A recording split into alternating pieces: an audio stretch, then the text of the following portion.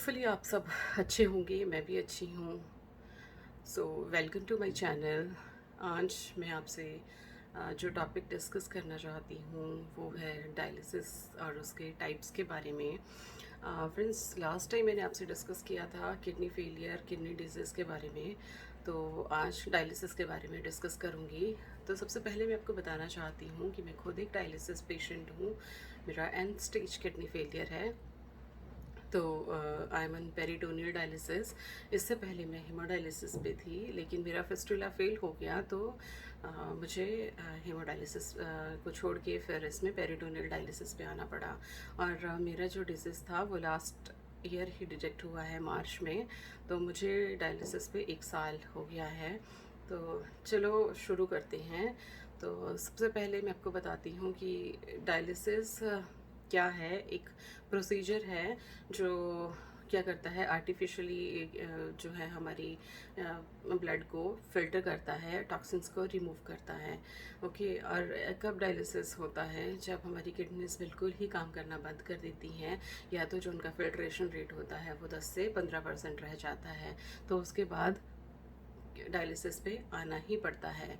तो फ्रेंड्स, जैसे मैं आपको पहले ये बताना चाहती हूँ कि अगर आप इस स्टेज में हो या आपको डिटेक्ट हुआ है, तो आपको बहुत सारे लोग सजेस्ट करेंगे कि आप आयुर्वेदिक ट्रीटमेंट लो, होम्योपैथिक लो, ये सब कुछ।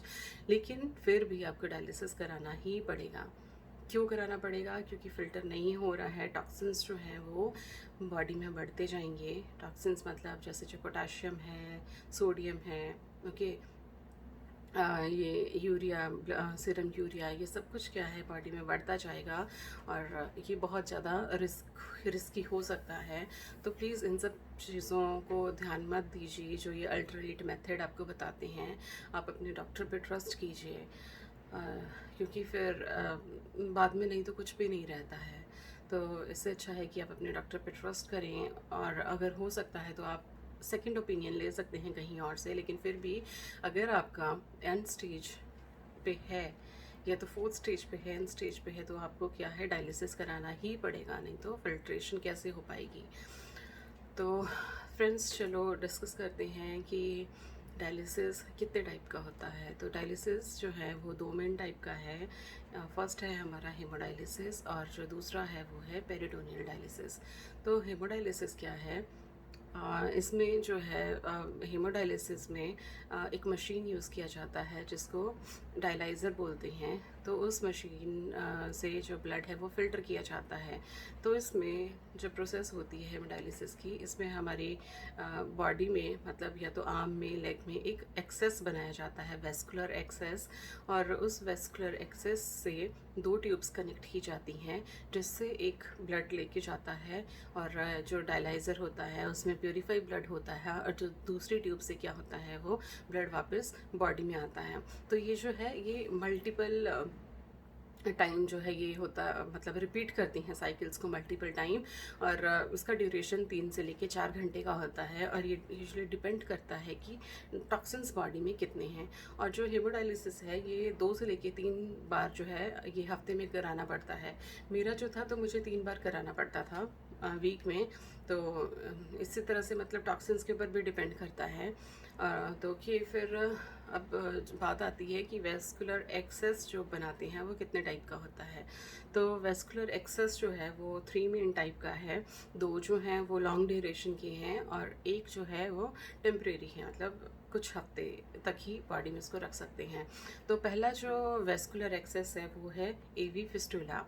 तो एवी फिस्टुला में जो वेन और आर्टरी होती है उसको कनेक्ट किया जाता है ऑपरेशन के थ्रू। और फिर बाद में उसे जब हमारा मैच्योर हो जाता है फिस्टुला, तो उसको फिल्ट्रेशन में यूज़ करते हैं, फिल्ट्रेशन के लिए यूज़ करते हैं।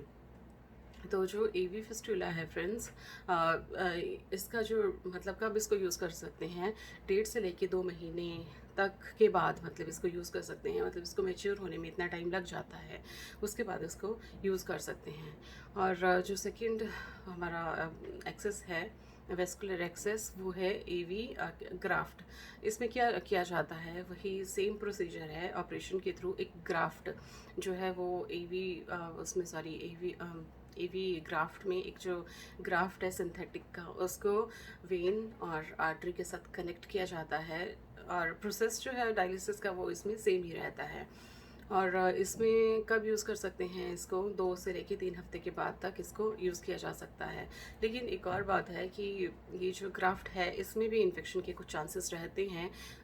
मतलब जैसे डायलिसिस से करते हैं तो थोड़ा ध्यान देना पड़ता है, थोड़ा मतलब प्रिकॉशन कुछ लेनी पड़ती है इसमें। तो उस तरह से एक आ गया एवी फिस्टुला और दूसरा आ गया एवी ग्राफ्ट। अब जो थर्ड टाइप है वो है कैथेटर का। ओके, तो जिसमें जो हमारी मेन वेन होती है बॉडी की, उसमें एक कैथेटर इंसर्ट किया जाता है और उसके थ्रू जो है डायलिसिस करते हैं। तो कैथेटर यूजुअली या तो लेग में इंसर्ट करते हैं या तो फिर नेक में इंसर्ट करते हैं। और कुछ जो लोगों में जो कैथेटर है वो यहाँ पे चेस्ट के पास भी इंसर्ट किया जाता है। सो जो टेम्परेरी जो हम कैथेटर उसमें लगाते हैं वो तो 2 से लेके 3 हफ्ते का ही होता है, और उसके बाद जो है एक्सेस जो दूसरा होता है उसके थ्रू करना पड़ता है। ओके फ्रेंड्स, तो जैसे मैंने आपको बता दिया। और हेमोडायलिसिस का कुछ लोग क्या करते हैं, घर पे भी इसको कर सकते हैं और कुछ लोग प्रेफर भी करते हैं घर पे करना। तो जो लोग अफोर्ड कर सकते हैं मशीन को वो घर पे भी कर सकते हैं, लेकिन उसमें भी बहुत सारी रिक्वायरमेंट देखनी पड़ती है। प्योर वाटर चाहिए उसके लिए, और मशीन भी काफ़ी कॉस्टली है। कुछ लोग खरीद भी लेते हैं जिनके पास पैसे हों, और कुछ रेंट पे भी ले लेते हैं। और जो पेशेंट होता है उसको ट्रेन किया जाता है, या तो अगर वो ओल्ड एज में पेशेंट है तो नर्स जो होती है वो उसको भी रखते हैं, कुछ लोग करते हैं ऐसा। तो मैं तो हॉस्पिटल जाती थी और 3 टाइम में मतलब कराती थी मैं डायलिसिस। तो ये था हमारा हेमोडायलिसिस के बारे में। अब जो दूसरा डायलिसिस है दूसरे टाइप का, वो है पेरिटोनियल डायलिसिस, जो कि मैं अभी आजकल कर रही हूँ। तो पेरिटोनियल डायलिसिस क्या है, इसमें जो हमारी पेरिटोनियम लेयर होती है उसमें एक कैथेटर इंसर्ट किया जाता है जिसको पीडी कैथेटर बोलते हैं। और वो कैथेटर को यूज़ किया करते हैं हम, जो फ्लूइड होता है उसको बाहर अंदर बॉडी में डालने के लिए और बाहर निकालने के लिए। सो फ्रेंड्स, जो ये पीडी है मतलब पेरिटोनियल डायलिसिस, ये यूजुअली लोग घर पे ही करते हैं, मैं भी घर पे करती हूँ। और इसमें ब्लड लॉस के चांसेस नहीं होते हैं, और थोड़ा पर ये इसमें इन्फेक्शन के ज़्यादा चांसेस हैं। तो जो पीडी है इसमें जैसे मैंने आपको बताया कि जो फ्लूइड है उसको डाइसिलेट बोलते हैं। उस फ्लूइड को बॉडी में इंसर्ट किया जाता है, उसी जो हमारा कैथेटर होता है ना स्टमक में, उसको ऑपरेट करके लगाया जाता है। तो उसी कैथेटर के थ्रू जो फ्लूइड है वो अंदर डालेंगे, और जो फिर फ्लूइड जो है वो अंदर मूवमेंट करता रहता है, लेकिन ऐसे कुछ पता नहीं चलता। तो जो फ्लूइड है वो क्या करेगा, जो हमारे टॉक्सिन्स हैं उसको एब्जॉर्व कर देगा।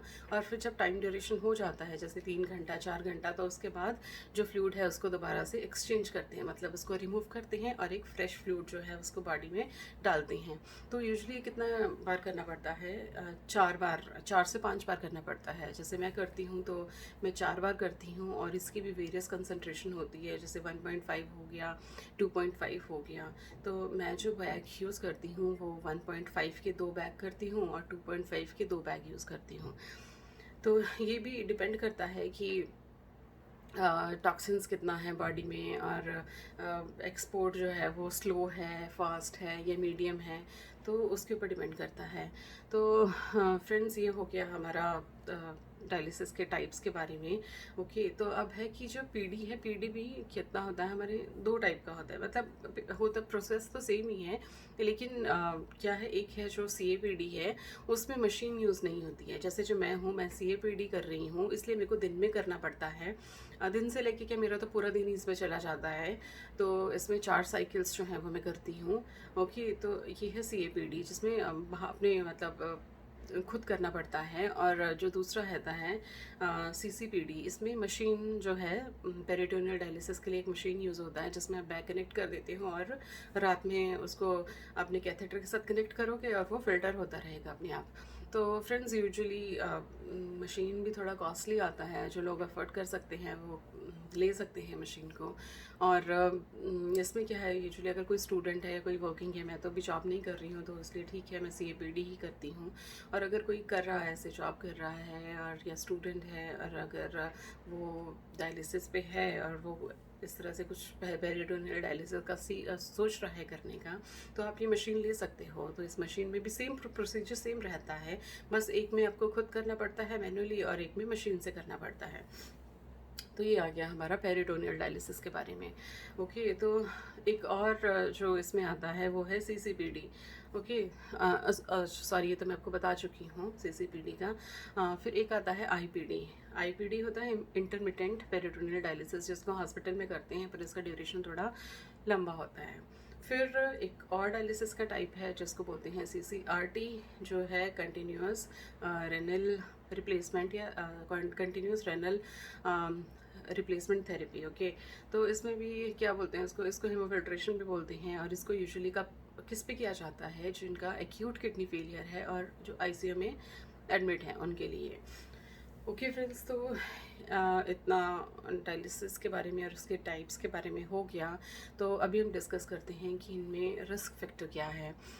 तो पहले करते हैं हेमोडायलिसिस के बारे में कि उसमें रिस्क फैक्टर क्या है। तो हेमोडायलिसिस में जब ब्लड एकदम से फोर्सफुली फ़िल्टर होता है, और जो फिल्ट्रेशन मतलब जैसे फ्लूइड रिमूवल होता है ना, वो एकदम से फोर्सफुली होता है। मतलब क्या, खुद किडनी वर्क नहीं कर रही है तो मशीन के थ्रू ही हो रहा है, तो नेचुरल मैकेनिज़्म तो उसमें नहीं है ना। तो उसमें लो BP के चांसेस होते हैं। फिर ब्लड लॉस के चांसेस भी होते हैं, क्लॉटिंग हो गई है क्या, तो उससे एनीमिया भी हो सकता है। फिर मसल क्रैम्प्स के भी चांसेस होते हैं। फिर स्लीपिंग में भी नींद आने में दिक्कत होती है। बॉडी में इचिंग भी रहती है। फिर पोटेशियम लेवल भी थोड़ा हाई रहता है। और इन्फेक्शन के चांसेस हैं, मतलब जैसे ब्लड इन्वॉल्व है तो हेपेटाइटिस B के चांसेस हैं। फिर यूजुअली देखा जाए तो जो ना मैंने जैसे देखा है तो बहुत सारे जो पेशेंट्स होते हैं वो ट्यूबरक्लोसिस से भी अफेक्ट करते हैं, और निमोनिया या दूसरे इन्फेक्शंस के चांसेस होते हैं। तो प्लीज़ आप अपने डॉक्टर से कंसल्ट कीजिए और वैक्सीन्स लीजिए इन सब चीज़ों के लिए। और इसके लिए बहुत ध्यान देना पड़ेगा अगर हॉस्पिटल में जाते हैं। वैसे भी कोविड के टाइम पे कुछ एक्स्ट्रा प्रिकॉशंस भी लेनी चाहिए। बहुत सारे लोग नहीं लेते हैं, लेकिन इट्स अपॉन यू, लोगी तो ज़्यादा बेटर रहेगा। और पेरिटोनियल डायलिसिस में भी कुछ रिस्क है, और इसमें जैसे ब्लड लॉस नहीं होता है तो एनीमिया भी नहीं होएगा उतना, लेकिन इन्फेक्शन के बहुत ज़्यादा रिस्क है इसमें, कि बहुत प्रिकॉशन से, बहुत ध्यान से करना पड़ता है। आपके जिस रूम में आप पेरिटोनियल डायलिसिस कर रहे हो उस रूम में AC बंद होना चाहिए, या तो फिर उतना ऊपर मतलब जो डायरेक्ट एयर है ना वो आपके कैथेटर में नहीं आनी चाहिए। जब उसको खोलोगे फ़ैन नहीं होना चाहिए, फ़ैन बंद होना चाहिए, आपकी विंडोज़ डोर अच्छे से बंद होनी चाहिए, लाइट अच्छे से होनी चाहिए रूम में। ठीक है, तो ये सारी चीज़ों का ध्यान रखना पड़ता है। आपके हाथ अच्छे से साफ़ होने चाहिए, आपको बार बार अपने हाथ जो है सैनिटाइज़ करने पड़ते हैं उस करते टाइम। जो कैथेटर होता है उसको अच्छे से ध्यान देना पड़ता है, उसका कि इधर उधर टच ना हो, उसकी टिप जो होती है। ओके, फिर जो कैथेटर साइड होती है उसको भी आपको साफ़ रखना पड़ता है कि इन्फेक्शन ना हो। और बहुत सारी चीज़ें हैं, और इसमें पेरिटोनाइटिस का भी जो है वो रिस्क फैक्टर है। पेरिटोनाइटिस का भी कि चांसेस हैं होने की, अगर आप ध्यान नहीं दोगे तो हो सकता है। और अगर 2-3 बार से ज़्यादा हो गया तो फिर जो PD कैथेटर होता है उसको रिमूव करना पड़ता है। और जो डोमिनर और कुछ जैसे करते हैं ना, मतलब PD में एक टाइम आता है, मतलब एक टाइम के बाद जो है स्टमक की मसल वीक हो जाती है। मतलब जैसे ये उसमें ब्लड जो सॉरी इसमें शुगर का इन्वॉल्व होता है ना, डेक्सट्रोज का, तो वो क्या करता है एक टाइम के बाद, मतलब कुछ साल के बाद जो है वो मसल को वीक कर देगा। तो ये भी इसका एक रिस्क फैक्टर है। फिर स्टमक एक हो सकता है। ओके, और मतलब इसी तरह से इन्फेक्शन है जो इन्वॉल्व करते हैं PD में। और फिर इसमें अगर डेक्सट्रोज है तो हाई ब्लड शुगर के भी चांसेस होते हैं। ठीक है, वेट गेन होता है और फीवर भी हो सकता है। तो ये सारे क्या हैं, PD के भी रिस्क फैक्टर हैं। तो मैं आपको बताना चाहती हूँ कि पहले मैं जो थी, मैं हेमोडायलिसिस पे थी, पर मेरा जो फिस्टुला था 2 महीने के बाद फेल हो गया। 2 महीने तक वर्क किया, 2 महीने के बाद फेल हो गया। तो मेरे पास दूसरा कोई ऑप्शन नहीं था, तो मेरे को PD चूज़ करना पड़ा। तो पीडी अभी अच्छे से चल रहा है मेरा। और जब मैं हेमोडायलिसिस पे थी तो जैसे ही मेरा डायलिसिस होता था तो मेरा लो बीपी हो जाता था। इवन डायलिसिस के टाइम पे ही मेरा लो बीपी हो जाता था, 90/70 इतना यहाँ तक चला जाता था मेरा बीपी। और यही रीज़न भी था। और फिर मेरी जहाँ पे जो साइट थी जहाँ पे इंजेक्ट करते थे वो ट्यूब्स को लगाते थे फिस्टुला में अंदर, तो वहाँ पे मेरे स्कार टिश्यूज़ भी बन गए थे। तो बहुत सारी दिक्कत थी। और एनीमिया भी रहता था, मेरा ब्लड लॉस रहता था क्योंकि ब्लड उसमें ब्लड लॉस भी होता था, ठीक है। और क्लॉट कर जाता था ट्यूब में और उसमें मशीन में उस तरह से। तो बहुत सारी प्रॉब्लम्स थी। तो उसके बाद फिर यही मैंने सोचा कि ग्राफ्ट कराती हूँ। और अगर दोबारा से यही सारी प्रॉब्लम्स आई या तो मैं कहीं और फिस्टुला कराती हूँ, और दोबारा से अगर 2 महीना भी मेरा फिस्टुला नहीं चला तो मैं क्या करूँगी फिर। और एक आम तो मेरी गई है, वो तो उसमें दोबारा फिस्टुला नहीं बन सकता है। तो दूसरी भी कराती हूँ, नहीं हुआ तो वो भी फिर चला जाएगा। तो इससे अच्छा फिर मैंने ऑप्ट किया है पेरिटोनियल डायलिसिस। तो अभी अच्छे से चल रहा है। अभी मेरा उतना बीपी भी नहीं है, एनीमिया भी थोड़ा ठीक हो गया है, अभी हीमोग्लोबिन इंक्रीज़ हो रहा है। तो ये सारी चीज़ें हैं, इनमें आपको भी ध्यान देना है कि सब कुछ देख के डिसीज़न लेना कि आपको क्या करना है क्या नहीं करना है। आप घर पे कर सकते हो या आपको हॉस्पिटल जाना बेटर लगेगा। सारी सिचुएशन को देख के ही डिसीज़न लेना पड़ता है। और मैं आपको एक और चीज़ सजेस्ट करना चाहती हूँ कि अगर आप एवी फिस्टुला बनाना चाहते हैं तो जो मैंने गलती की थी वो वैसी गलती प्लीज़ मत करना। मेरा जो फिस्टुला मैंने बनाया था वो ये अपर आर्म में यहाँ पे था, ये वाले पोर्शन पे, ये देखिए ये वाले पोर्शन पे था मेरा फिस्टुला, यहाँ ये देखिए। तो अगर यहाँ पे अगर यहाँ से शुरू होता है और यहाँ पे 1 2 और ऐसे 3 पे आता है, तो आप सबसे पहले इसी साइड को प्रेफर करना, ये वाले को। कि अगर यहाँ पे आपने कर दिया ना मेरी तरह से ये वाले पोर्शन पे, तो आपकी जो बाकी है जो यहाँ पे जो चांसेस हैं एक्सेस बनाने की वो चले जाएंगे। तो उससे अच्छा आप नीचे ही अपने पाम के पास ही प्रेफर कीजिए सबसे पहले।